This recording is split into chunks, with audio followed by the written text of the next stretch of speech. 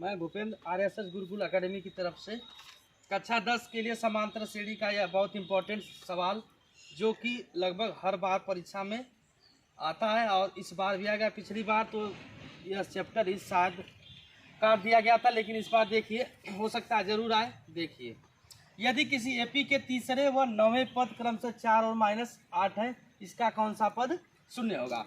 ठीक है, सॉल्व करते हैं बहुत आसान ढंग से। एपी का तीसरा पद यानी A3 बराबर कितना दिया है भैया, 4 दिया है। ठीक, इसको हम लिख सकते हैं बाबू लोग A + 2D बराबर 4, समीकरण नंबर 1। दूसरा दिया है नवा पद, नवा पद क्या है भैया, -8 यानी A9 बराबर कितना है, -8। इसको हम लिख सकते हैं A + 8D बराबर -8, समीकरण नंबर। ठीक, यह एक युगपत समीकरण हो गया, 2 चरों वाला। ठीक, इसको सॉल्व कर लेते हैं जैसा कि आप पिछले कक्षा में पिछले चैप्टरों में पढ़ चुके हैं। यह हो गया समीकरण 1। समीकरण नंबर 2, दोनों पद समान है तो क्या करेंगे, घटाएंगे। तो समीकरण 1 में से 2 को घटाने पड़ते, चिन्ह क्या हो जाता है, बदल जाता है, घट गया। ये हो जाएगा -6D अब बराबर 8 और 4 कितना होगा, 12। यहाँ से D की वैल्यू निकालेंगे तो कितना मिलेगा, -2 मिलेगा। D की वैल्यू क्या मिल गई, -2। अब D का मान समीकरण 1 में रखने पर तो रख देते हैं A + 2D अब बराबर 4, A + 2D बराबर 4, समीकरण नंबर 1 है, इसमें रख देते हैं A + 2 × D की वैल्यू -2 अब बराबर 4। तो ये हो जाएगा A बराबर 2 दूना के 4 माइनस है, उधर जाएगा प्लस, तो कितना हो जाएगा 8। A की वैल्यू क्या आ गई, 8।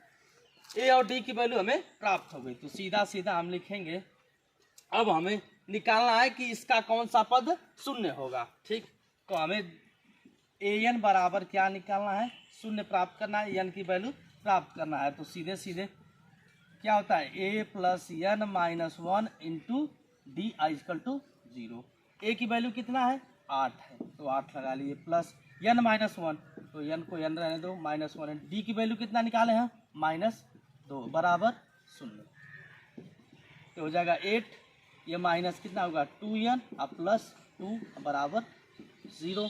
यहाँ से मिलेगा हमें क्या, -2n, ये 8 2 10 उधर जाएगा तो -10, तो माइनस माइनस प्लस, यहाँ से n बराबर निकलेगा क्या, 5, यानी n की वैल्यू क्या निकाली है, 5, यानी 5वां पद। ये रहा आपका आंसर। बहुत आसान ढंग से, कुछ इसमें था नहीं विशेष। देखो ध्यान से एक बार फिर से देखिए प्यारे मित्रों, यदि किसी एपी के तीसरे व 9वें पद क्रम से 4 और -8 दिया गया, इसका हमें यह पता लगाना है कि कौन सा पद शून्य होगा। जैसा कि हमें पता है कि A3 बराबर 4 दिया है और A9 बराबर -8। A3 का मतलब क्या करेंगे, कौन सा किस तरह से लिखेंगे, A + 2D बराबर क्या है, 4।